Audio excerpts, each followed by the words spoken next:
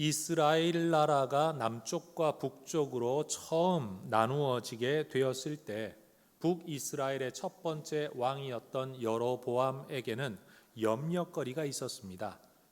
나라는 둘로 나뉘어졌는데 이 북이스라엘 땅에 내 백성들이 여전히 하나님께 예배드리기 위해서 남유다에 속해 있는 예루살렘 성전에 왕래하면서 신앙생활을 하고 있었던 겁니다. 여로보암이 걱정한 건 이런 거죠. 이렇게 계속 남쪽으로 왔다 갔다 하다가 우리의 신앙의 터전이 남쪽에 있다. 우리가 굳이 두 나라가 되어야 될 이유가 뭐냐? 그러다가 갑자기 여로보암을 죽이고 나라를 다시 합하자.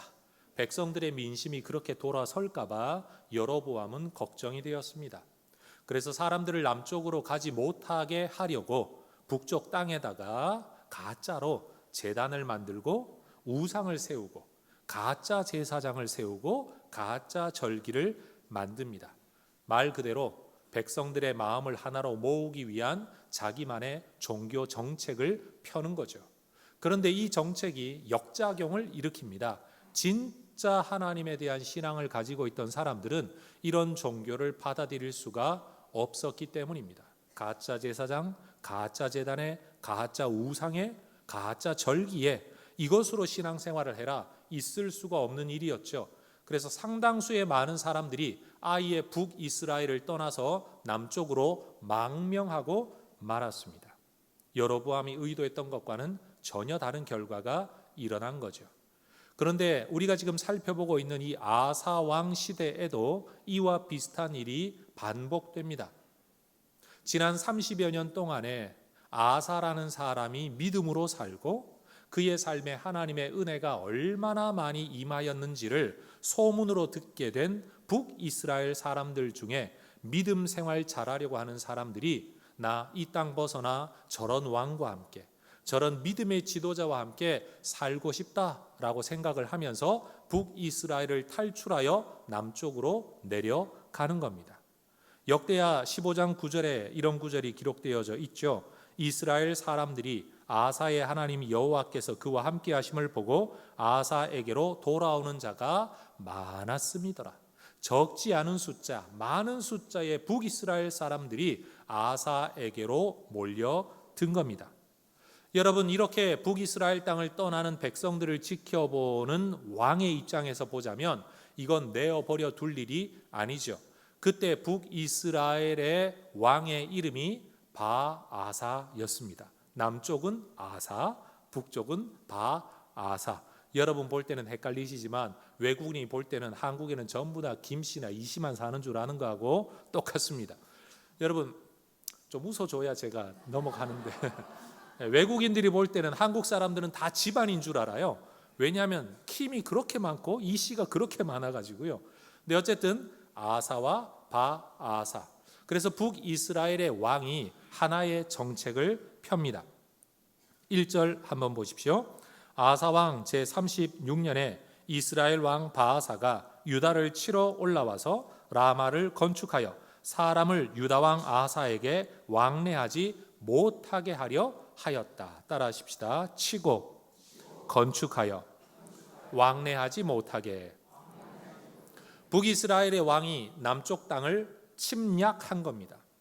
그리고 예루살렘에서 10여 킬로미터 정도밖에 떨어지지 않은 굉장히 가까운 도시였던 라마라는 곳을 정복하고 거기에다가 자기들의 요새를 쌓는 겁니다. 왜 요새를 쌓느냐? 북이스라엘 사람들이 남쪽으로 내려오지 못하도록 교통의 요지에다가 아주 장벽을 쳐버리는 거죠. 여러분, 미국의 트럼프 대통령이 선거 공약 가운데 하나가 뭐였습니까? 멕시코 국경에다가 아예 나는 담벼락을 다 쌓아버리겠다. 그래서 불법 이민자들이 넘어오지 못하게 하겠다. 마치 그것 비슷하게 지금 자기 백성이 남의 나라로 이탈하는 것을 막기 위해 여러분 지금 요새를 쌓으려고 하는 겁니다. 여러분, 남쪽의 왕 입장에서 한번 생각해 보십시오. 나라가 침략을 당했습니다. 한 도시가 빼앗겨 버렸습니다. 거기에 적군이 자기들의 요새를 쌓으려고 합니다. 여러분, 눈 뜨고 가만 지켜볼 일은 아니지 않습니까?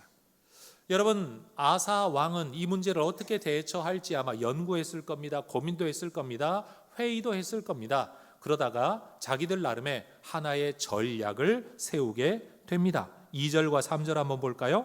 아사가 여호와의 전 곳간과 왕궁 곳간의 은금을 내어다가 다메섹에 사는 아람 왕 베나닷에게 보내매 이르되 내 아버지와 당신의 아버지 사이에와 같이 나와 당신 사이에 약조하자. 내가 당신에게 은금을 보내노니 와서 이스라엘 왕 바하사와 세운 약조를 깨뜨려 그가 나를 떠나게 하라. 여러분, 지금 그는 외교적으로 이 문제를 풀려고 합니다. 여러분, 이스라엘의 지도를 보면 남쪽에 유다가 있고 북쪽에 북이스라엘이 있습니다. 북이스라엘 땅의 북쪽과 동쪽으로 아람이라는 나라와 국경을 맞대고 있어요. 그런데 이때만 해도 아람과 북이스라엘은 상호 조약을 맺어서 서로 침략하지 않고 있었습니다. 그런데 남쪽의 왕 아사가 지금 엄청난 은과 금을 그에게 보내는 거죠. 비록 당신이 북이스라엘과 조약을 맺고 있기는 하지만 지금 북쪽을 한 번만 공격해줘라. 실제로 여러분, 이 베나닷은 돈에 눈이 멀어 이미 맺은 조약을 깨뜨리고 북쪽을 공격합니다. 4절 한번 보실까요? 베나닷이 아사 왕의 말을 듣고 그의 군대 지휘관들을 보내어 이스라엘 성읍들을 치되 이온과 단과 아벨마임과 납달리의 모든 국고성들을 쳤더니 바하사가 듣고 라마 건축하는 일을 포기하고 그 공사를 그쳤다. 여러분, 남쪽으로 군대를 이끌고 내려와 공격하고 성을 쌓고 있는데 갑자기 우리나라의 저 북쪽에 외국이 쳐들어왔다. 가만히 있을 수가 없으니 결국 하던 일을 다 내려놓고 다시 그쪽으로 돌아가고 만 겁니다. 여러분, 아사 왕의 입장에서는 이 외교적 전략은 굉장히 효력을 발휘했습니다. 전쟁이 일단 멈추어졌죠. 침공했던 적들이 다 물러나게 된 겁니다. 6절을 보면 아사 왕이 온 유다 무리를 거느리고 바하사가 라마를 건축하던 돌과 제목을 운반하여다가 게바와 미스바를 건축하였더라. 적들이 요새를 쌓으려고 가지고 왔던 모든 건축 자재를 여러분 놓고 떠나버렸기 때문에 그것을 다 빼앗아서 남유다의 국경 도시들을 강화하는 일에 이 건축 자재를 활용했다는 겁니다. 비록 아람 왕에게 여러분 은금을 주기는 했지만 건축 자재를 얻은 것으로 비교하면 그리 큰 손해가 아니고, 특별히 전쟁에 맞서 싸워 우리 군사력의 손해를 하나도 입지 않고 정말로 군사력 한번 동원하지 않고 적들을 물리쳤기 때문에 이것은 굉장히 세상적으로 보면 남는 장사였다라고 굉장히 수훈이라고 아마 평가했을런지도 모릅니다. 그런데 이 입장은 전적으로 아사 왕의 입장이었습니다. 하나님께서 보시기에 아사의 이러한 반응 그리고 모습은 몇 가지 큰 문제점을 가지고 있었습니다. 첫 번째, 여러분 아사가 젊을 때, 어릴 때 왕으로 처음 즉위하고 여러분 구스 사람 세라가 100만이라는 군대를 이끌고 와서 우리보다 2배나 넘는 군사력으로 도저히 맞서 싸워서 이길 가능성이 없을 때 아사는 하나님께 기도했습니다. 하나님, 약한 자와 강한 자 사이에 우리를 도와줄 분이 하나님 외에 누가 있습니까? 하나님을 의지합니다. 하나님께 의탁합니다. 살려주십시오. 도와주십시오. 왕이 된 지 얼마 되지 않았습니다. 경력 없습니다. 전쟁 경험 없습니다. 군사력도 약합니다.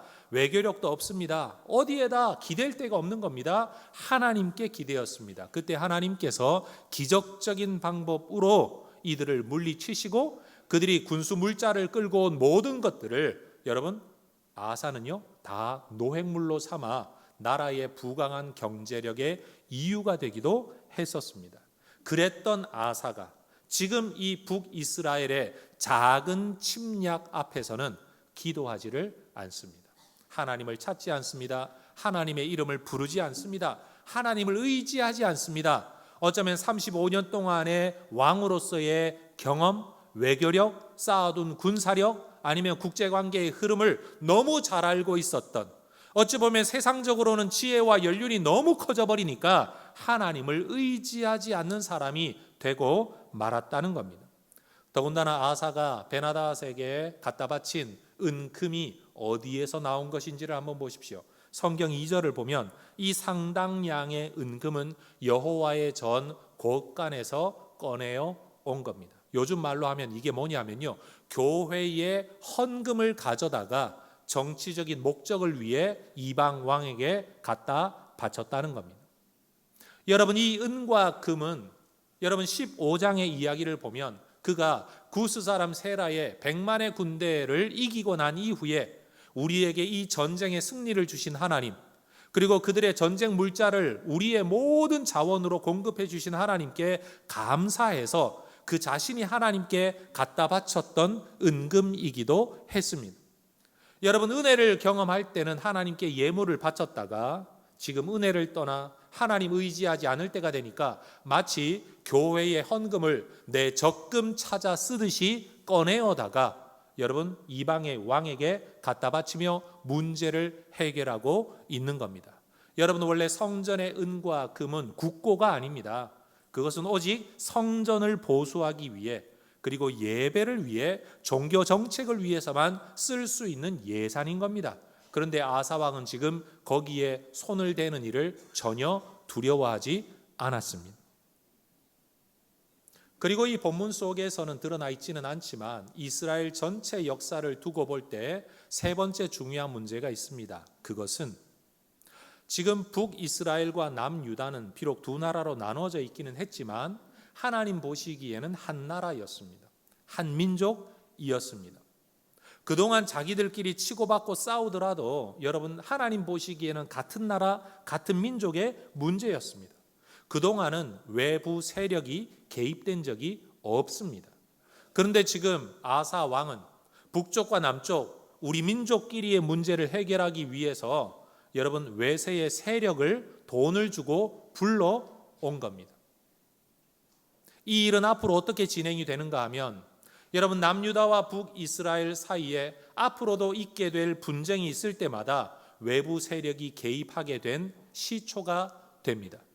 더군다나 외부 세력들은 틈만 나면 북쪽과 남쪽을 이간질시키고 때로는 이쪽에 붙었다가 때로는 저쪽에 붙었다가 하면서 여러분 남유다와 북이스라엘을 침략하고 노략질해가는 일들이 앞으로 계속 반복되게 됩니다. 한마디로 아사는 지혜롭게 문제를 해결한 것처럼 보이지만 사실 외부 세력이 보는 입장에서는 남유다와 북이스라엘을 한 나라로 보지 아니하고 얼마든지 이간질시켜서 자기들 편한 대로 이용할 수 있는 나라다라는 인식을 심어준 첫 번째 물꼬를 튼 인물이 되고 말았다는 겁니다. 역사적으로도 잘못된 판단을 한 거죠. 그런데 표면적으로 나타난 이런 문제가 전부가 아니었습니다. 네 번째 심각한 문제가 있습니다.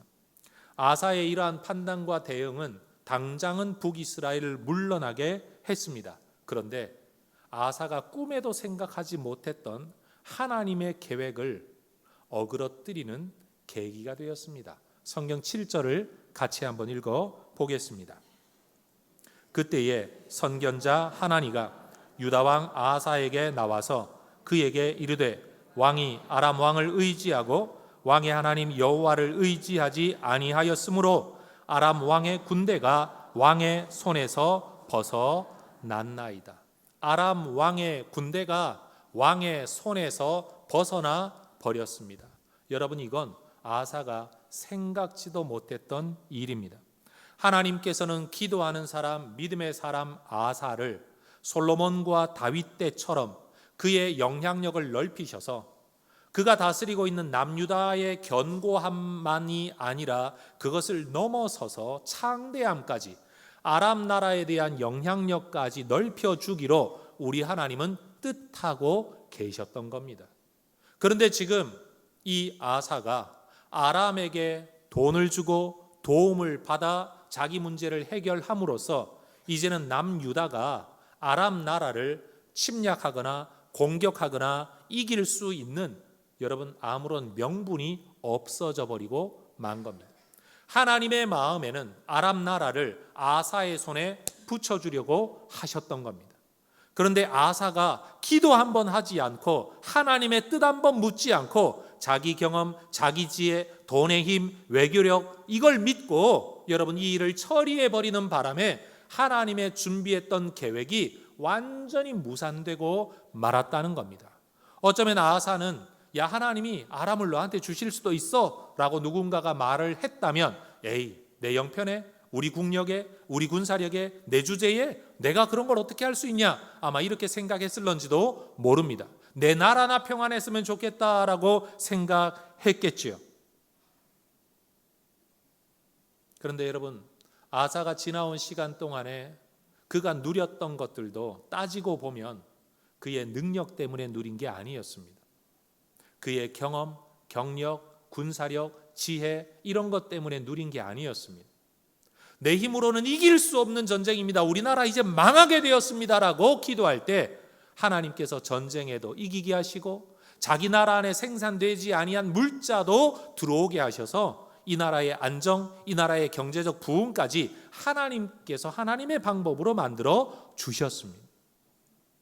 여러분 우리가 믿음을 벗어나서 인간의 지혜를 따라 행동하면요 내 뜻은 이룰 수 있을런지는 몰라도 하나님의 계획이 어그러집니다. 여러분 우리가 지혜를 동원하지 말아라 사람 생각은 하지도 말아라 그게 아닙니다.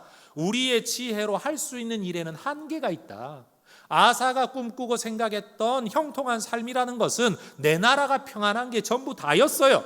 근데 하나님은 그 이상의 꿈을 꾸고 계셨다는 겁니다.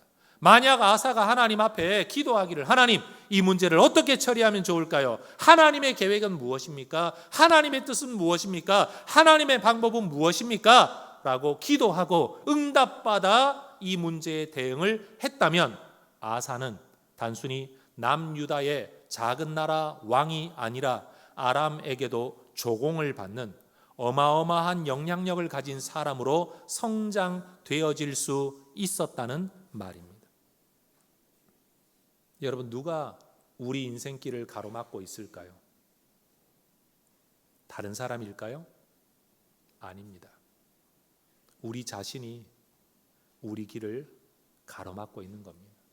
특별히 자기 잘난 것, 자기 똑똑한 것, 자기 지혜, 자기 경험, 내가 가지고 있는 그 알량한 돈 몇 푼이 알고 보면 하나님께서 우리에게 주시려고 하는 하나님의 그 원대한 계획들을 가로막고 있다는 사실입니다.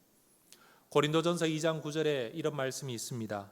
기록된 바 하나님이 자기를 사랑하는 자들을 위하여 예비하신 모든 것은 눈으로 보지 못하고 귀로 듣지 못하고 사람의 마음으로 생각하지도 못하였다 함과 같으니라. 그렇죠. 우리가 원하는 건 다 우리가 본 겁니다. 우리가 들은 겁니다. 여러분 사실 사람은 보지도 못한 것을 꿈꾸지는 못합니다. 본 것, 탐나는 것. 그래서 여러분 육신의 정욕, 안목의 정욕, 이생의 자랑 이런 것들이 다 우리의 기도 제목 아니겠습니까? 그런데 우리 하나님은 우리가 보지도 못한 것을 생각지도 못한 것을 우리에게 주시려고 예비하시는 분이십니다. 여러분 우리의 지혜를 따라 살아가면 우리의 지혜 안에서 살겠지만 믿음을 따라 살아가면 우리의 지혜 너머에 있는 하나님의 능력, 은혜를 따라 살아가게 되는 겁니다. 여러분 몇 번 말씀드렸지만 패밀리 레스토랑 같은 데 가서 여러분 직원이 음식을 잘못 내어오거나 음식에 하자가 있거나 아니면 실수해서 물이라도 엎지르면 여러분 말단 직원은 할 수 있는 게 죄송합니다. 음식 다시 내어오겠습니다. 그게 전부 다입니다. 그런데 그 식당의 지배인이나 점주 같은 분들이 만약 그 상황을 목격하고 이 문제를 대응하면 음식 다시 해드리겠습니다 정도가 아니라 오늘 음식값을 받지 않겠습니다. 또는 다음에 한 번 더 가족끼리 오셔서 식사해 주십시오라고 여러분 쿠폰이라도 내어줄 수 있습니다. 상황은 똑같은데 대응이 다릅니다. 이유가 뭘까요? 말단 직원이 사용할 수 있는 재량권과 주인이 사용할 수 있는 재량권이 다르기 때문입니다. 여러분 우리가 가지고 있는 재량권과 하나님이 가지고 계신 재량권 얼마나 차이가 날까요? 여러분 내가 보고 있는, 내가 생각하고 있고 내가 상상할 수 있는 아무리 넓은 원을 그리더라도 우리 하나님께서 가지고 계신 그 크기를 여러분 넘어설 수 있겠습니까? 여러분 예수 믿으면 바보가 되어야 된다, 생각도 하지 말아야 된다, 이 말이 아닙니다. 우리의 지혜, 우리의 경험이 있더라도 하나님께 먼저 물어라. 여러분, 일반 회사 생활을 할 때도 똑같습니다. 일반 직원이 생각하는 생각의 범위는요, 그저 내 일 잘하는 거예요. 그런데 사장님이 생각하는 범위는 이 일 하나가 아니라 이 일이 앞으로 어떤 영향을 가져올지, 이 사람에게는, 회사에는, 다른 회사의 관계에는 여러분 생각이 훨씬 넓습니다. 하나님의 생각은 우리의 생각보다 높습니다. 여러분, 우리는 대부분 기도하면서 나는 이만큼 기도하는데 하나님은 요만큼 응답하신다, 우린 이런 생각하면서 살아갑니다. 근데 오늘 이 성경을 보면요, 하나님은 이만큼 주려고 하시는데 우리의 불신앙이, 우리의 기도하지 않음이 우리 삶에 요만큼만 얻을 수밖에 없게 만들고 있다라고 가르칩니다. 그러니 여러분, 우리가 얼마나 잘못된 생각을 가지고 신앙생활하고 있는 겁니까? 조르고 졸라도 하나님이 안 주신다, 그게 아니라 하나님은 주려고 예비하고 계신데 우리의 불신앙, 기도하지 않음, 믿음 없음, 순종하지 않음이 오히려 하나님이 예비하신 복을 무용지물로 만들고 말았다.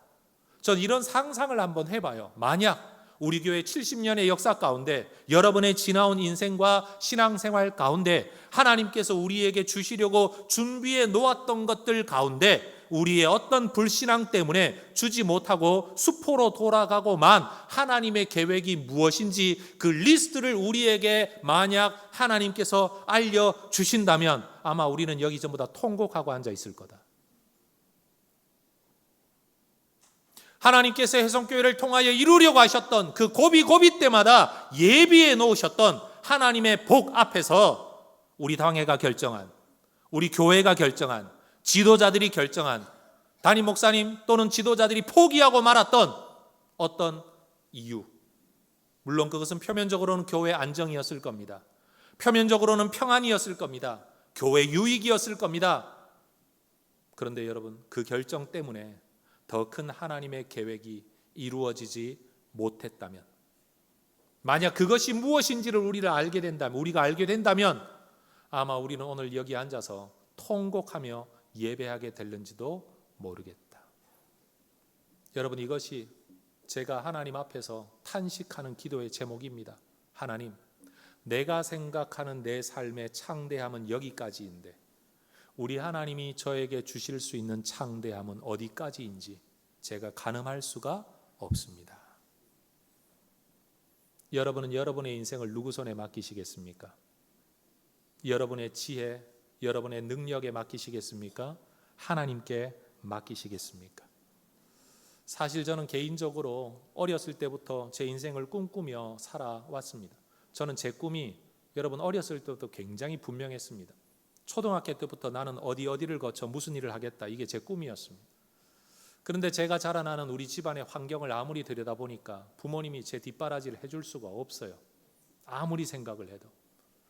그러니 한쪽으로는 내가 아무리 노력을 해도 내가 될 수 있는 어떤 한계가 있겠구나, 어린 마음에, 아무것도 모르는 마음에 그런 생각이 들었습니다. 마치 눈에 보이지 아니하는 유리천정이 나를 덮고 있는 것 같아서 내가 올라갈 수 있는 어떤 선의 한계가 있겠구나, 어린 마음에 그것이 저에게 굉장히 답답함이었습니다. 바깥에 나가면 잘한다, 똑똑하다 칭찬은 받는데 여러분, 제가 가는 길이 그렇게 열려지지도 않고 도와줄 사람도 없고 아무리 둘러보아도 나를 이끌어줄 사람 하나도 없는 거예요. 그런데 교회 다니고 예수 믿는 사람들의 이야기를 들으니까 하나님은 기도하면 들어주신다.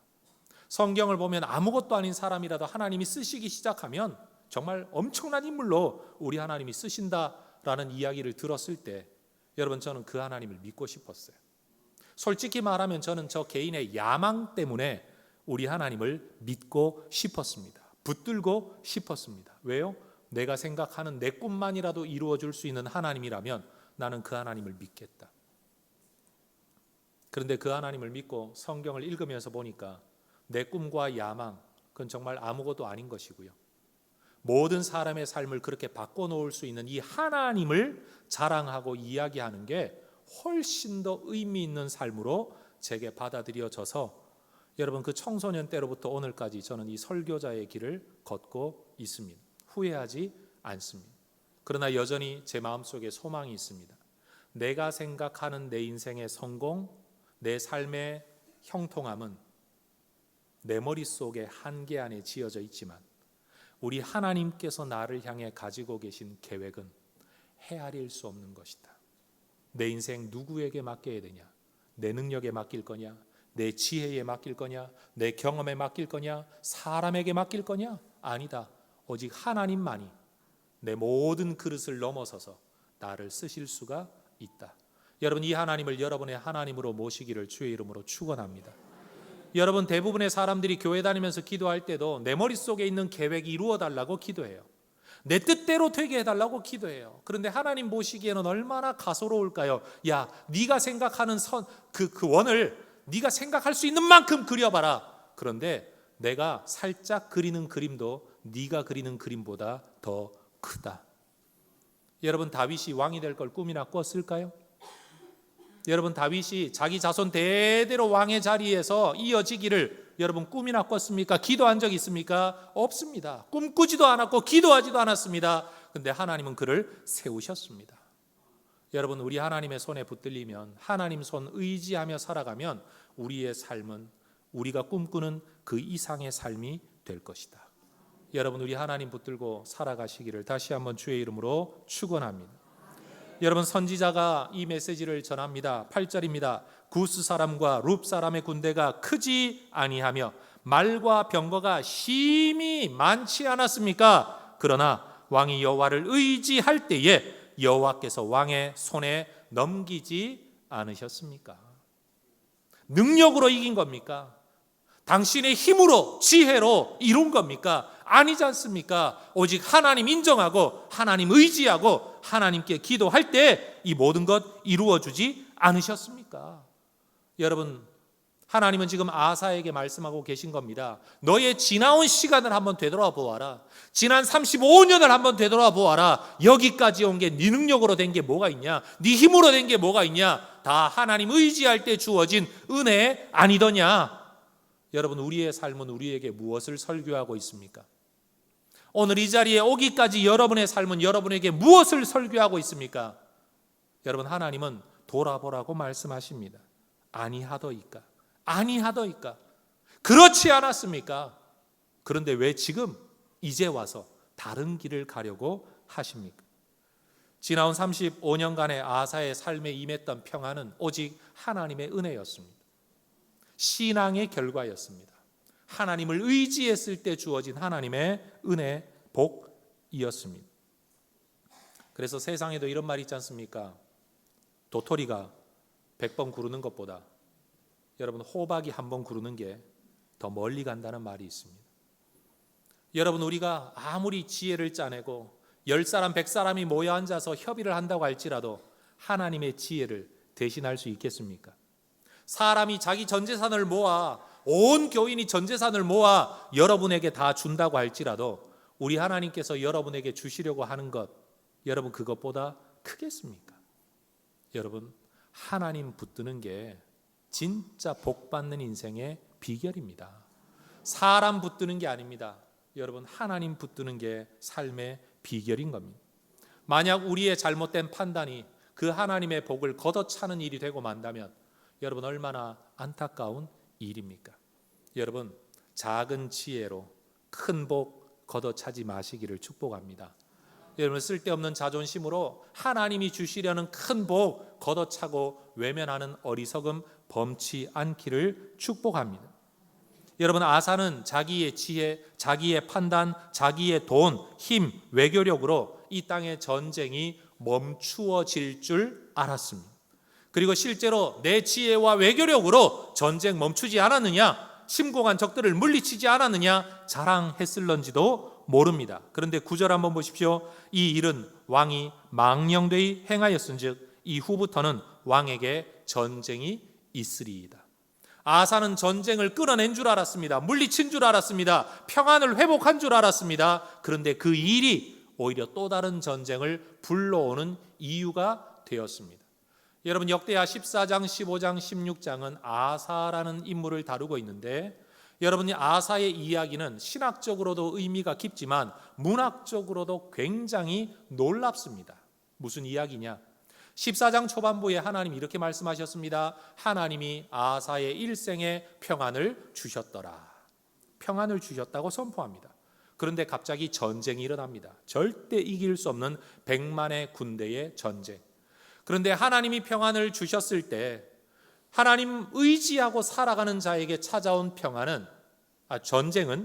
전쟁은 이 평안을 깨뜨리는 전쟁이 아니라 하나님이 주신 평안은 100만의 군대로도 이길 수 없는 것이라는 것을 증언해 주는 역할을 했습니다.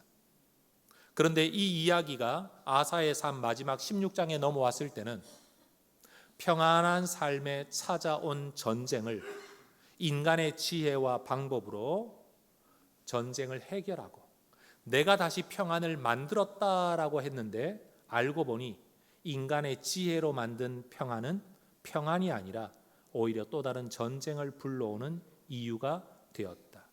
평안과 전쟁, 전쟁과 평안이라는 짝을 이루는 이야기로 아사의 삶이 설명되고 있다는 겁니다. 여러분, 하나님이 우리에게 주시는 은혜를 깨뜨리는 건 다른 사람이 아닙니다. 부모 잘못 만나 은혜 깨지거나 배우자 잘못 만나 은혜가 깨지는 게 아닙니다. 우리 삶에 임하는 하나님의 평안, 하나님의 은혜를 깨뜨리는 건 나의 불신앙입니다. 나 자신입니다. 여러분, 하나님이 우리에게 주려고 하는 것을 누가 막을 수 있겠습니까? 그런데 내가 합당한 자격을 갖추지 못하면 하나님의 그 은혜는 임할 수가 없습니다. 내 인생길을 가로막는 건 다른 사람이 아닙니다. 내 자신입니다. 그것도 나의 무능력과 무식함이, 건강하지 못함이 하나님의 은혜를 가로막는 게 아닙니다. 오직 한 가지, 하나님을 향한 믿음의 태도. 이것이 우리를 하나님의 은혜로부터 멀어지게 만든다는 겁니다. 그러니 여러분, 무슨 일이 있든지 하나님을 의지하는 사람의 태도는 하나님, 나를 향한 하나님의 계획이 무엇입니까? 라고 먼저 묻는 거죠. 혹시 이 일에 대하여 다른 뜻이 있으십니까? 라고 묻는 거죠. 하다못해 여러분 회사 생활할 때도 어떤 문제를 처리할 때 사장님, 혹시 다른 의견이 있으십니까? 다른 계획이 있으십니까? 이 일을 처리할 때 제가 미리 생각해야 될 요소가 있습니까? 라고 묻고 그 다음에 그 방향 안에서 일 처리를 하지 않습니까? 그러면 그 문제 책임은 누가 집니까? 사장이 지는 겁니다. 그런데 한 번도 묻지 않고 자기 멋대로, 자기 뜻대로, 자기 계획대로 내 나름대로 일 잘한다고 여러 방향을 잡았는데 여러분, 이게 사장님이 가지고 있는 뜻과 어긋나면, 사장님이 회사를 이끌어 가려는 방향과 어긋나면 여러분, 내가 수고한 모든 것들은 다 쓸모없는 계획이 되고 마는 겁니다. 아무리 노력을 해도 의미가 없는 게 되고 마는 겁니다. 여러분, 세상에서도 하물며 그러한데 우리의 삶, 이 세상을 주관하시는 하나님, 내 인생을 이끄시는 하나님이 나를 향한 뜻이 없으시겠습니까? 나를 향한 계획이 없으시겠습니까? 우리 하나님은 가만히 넋놓고 낮잠 주무시고 계시다가 내가 기도하면 그래 들어줄게, 네가 원하는 대로 다 해라, 그런 하나님이 아니십니다. 하나님은 우리를 묵상하십니다. 하나님은 우리를 생각하십니다. 우리 때문에 걱정하시고 염려하십니다. 우리를 향한 계획을 가지고 계십니다. 그런 하나님 앞에 하나님, 나를 향한 하나님의 뜻이 무엇입니까? 물어야 될 것 아닙니까? 사사기를 보면 삼손이라는 인물이 등장합니다. 그가 갑자기 이방 블레셋의 여인을 사랑하겠다, 결혼하겠다라고 나섭니다. 그러자 그의 부모가 믿음으로 이야기를 합니다. 어떻게 할례도 받지 아니한 이방 집안의 여인을 아내로 맞이할 수 있느냐? 그러면 안 된다라고 타이릅니다. 부모 입장에서는 믿음이었습니다. 신앙이었습니다. 그런데 놀라운 것은요, 성경을 보면 사사기 14장 3절과 4절을 보면요, 하나님께서 이 일을 통해 블레셋을 심판하시려고 삼손의 마음속에 이런 계획을 주셨다는 것을 부모는 모르고 있었다라고 이야기합니다. 표면적으로는 부모가 믿음대로 살아가고 있는 겁니다. 그런데 이면적으로 보면 하나님의 뜻과 계획에 대하여 그들은 무지했었다라고 성경이 이야기하고 있다는 거예요. 여러분, 이 성경을 읽을 때마다 저는 굉장히 두렵습니다. 우리는 나름대로 믿음대로 살아갑니다. 나름대로 상식대로 살아갑니다. 나름대로 합리성 있게 살아갑니다. 그게 틀렸다는 건 아닙니다. 그런데 그 합리성, 그 상식, 그 믿음이 혹여라도 하나님의 계획과 배치되는 것일 수도 있다는 사실에 대하여 고민해 본 적이 있으십니까?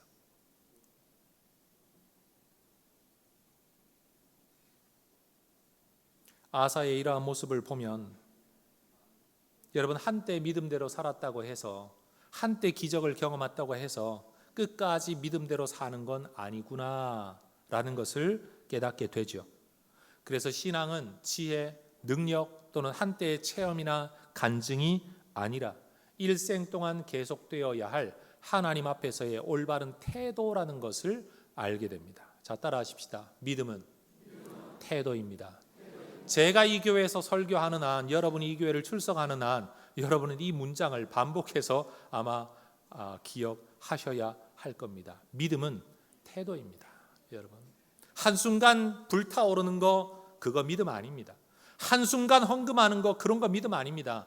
여러분, 한순간 이랬다 저랬다 하는 거, 그거 믿음 아닙니다. 일생 동안 하나님을 어떤 분으로 생각하는지, 그 하나님 앞에 나는 어떻게 처신해야 되는지, 어떤 태도와 마음을 가져야 되는지, 이것이야말로 진짜 신앙의 본질이라는 거죠. 9절을 보십시오. 여호와의 눈은 온 땅을 두루 감찰하사 전심으로 자기에게 향하는 자들을 위하여 능력을 베푸신다. 하나님의 능력이 누구에게 베풀어집니까? 전심으로 하나님을 향하는 자, 하나님을 구하는 자에게. 여러분, 한순간 그런 자가 아닙니다. 과거에 그랬던 자가 아닙니다. 현재적이고 지속적으로 하나님을 구하고 있는 자, 하나님을 향하고 있는 자에게 하나님은 능력을 베푸십니다. 그리고 우리 하나님은 그런 사람을 찾고 계십니다.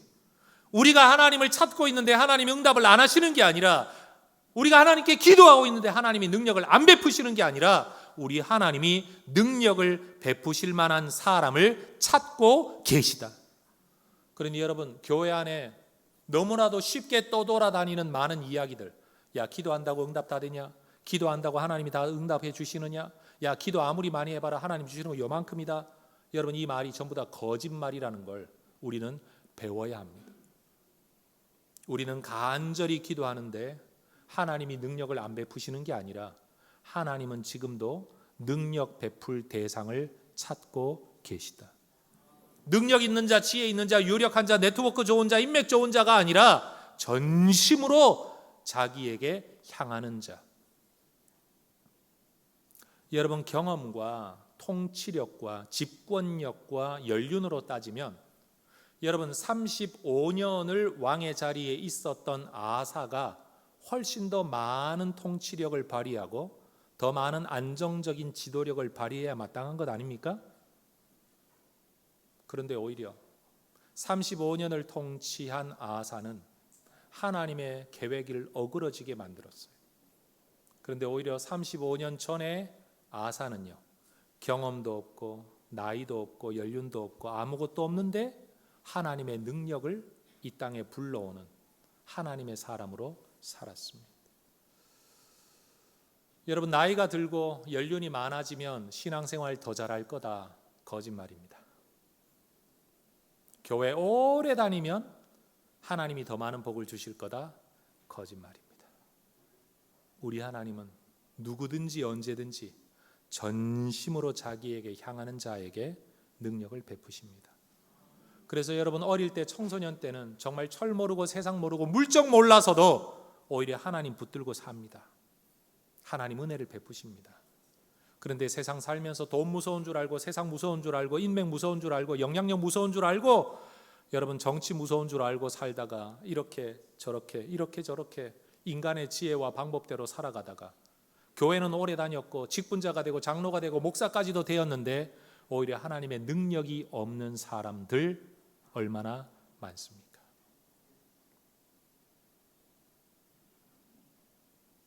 아사의 외교적 역량을 보고 우리는 좋은 평가를 할 수 있습니다.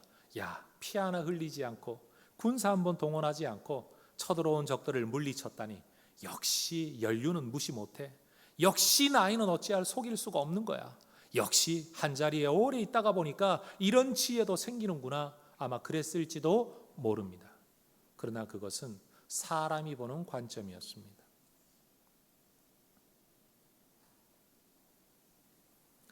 말년에 이 아사의 불신앙적 모습은 이것이 다가 아니었습니다.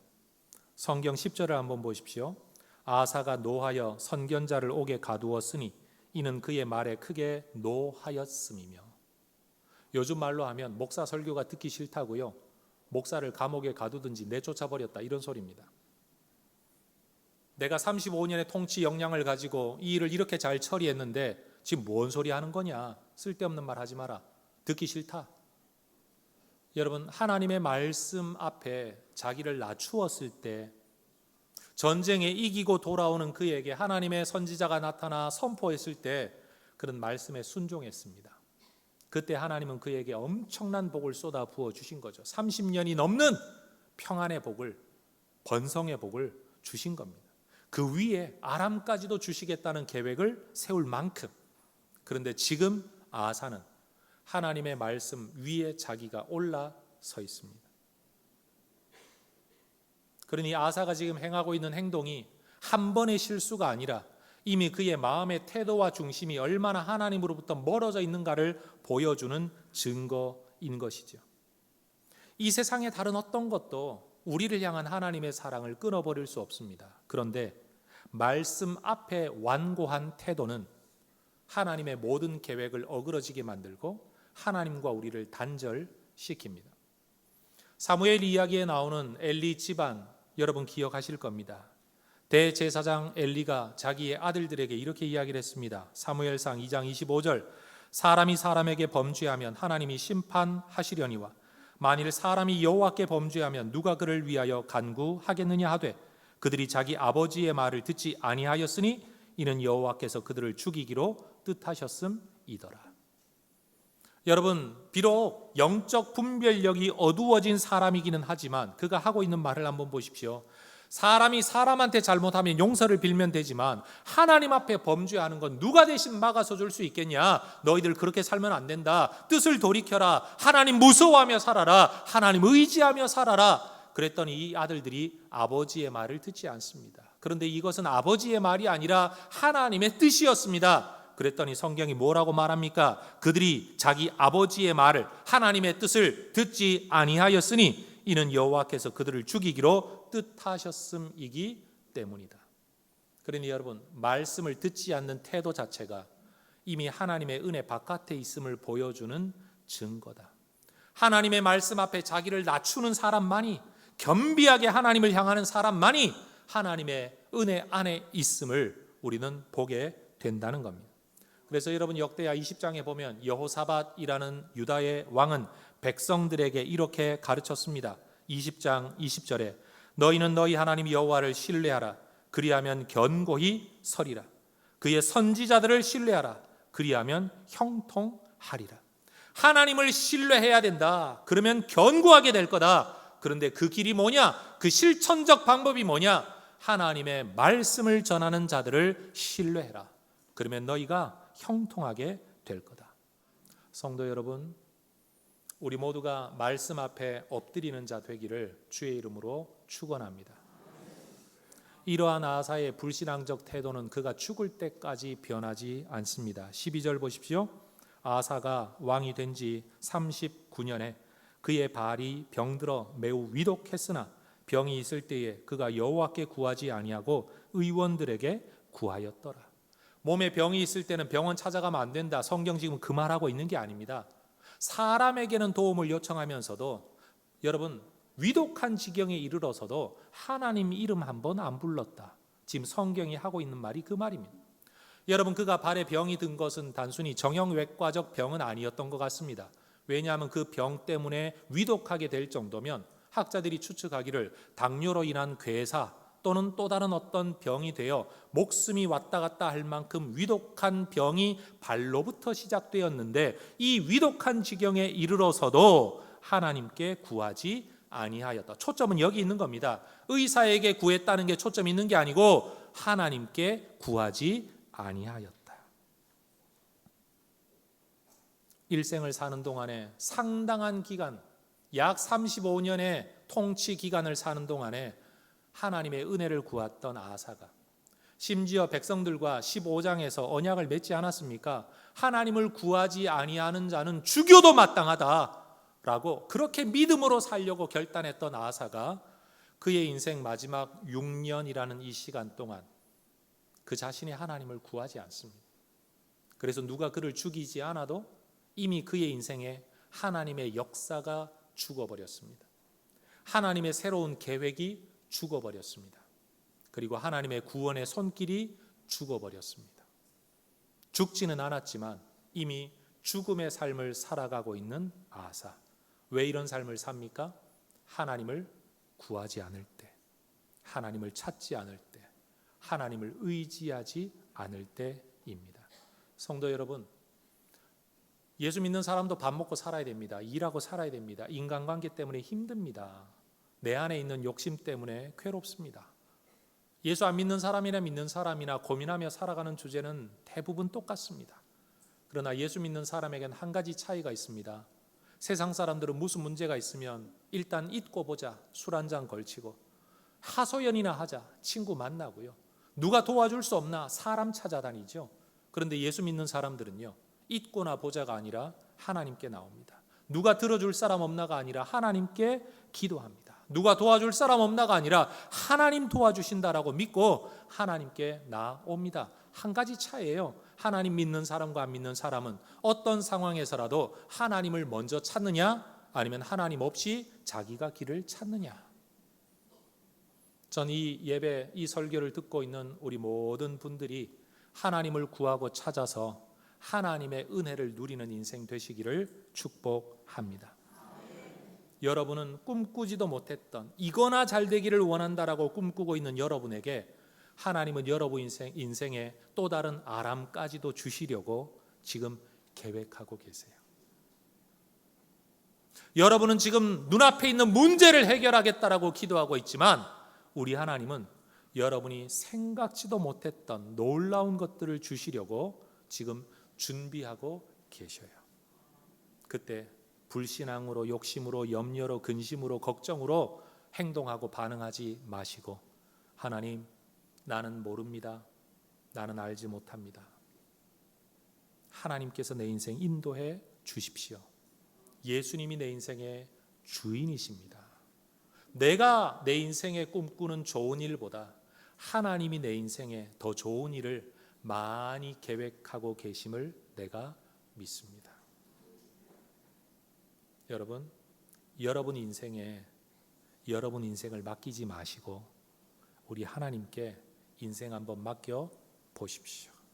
내가 내 인생을 걱정하고 염려하고 내 길을 열려고 하면 내가 생각할 수 있는 범위는 지극히 제한적이지만 내 수준을 넘어서서 우리 하나님께서 보시는 관점에서 내 길을 여시겠다고 작정하시면 생각지도 못했던 일이 열려질 수 있다. 여러분 믿어지십니까? 이해가 되십니까? 이런 하나님을 우리 하나님으로 의지하며 살아갈 때 여러분의 인생의 놀라운 일들을 저도 보게 되는 기쁨 누리게 되기를 주의 이름으로 축원합니다. 기도하겠습니다.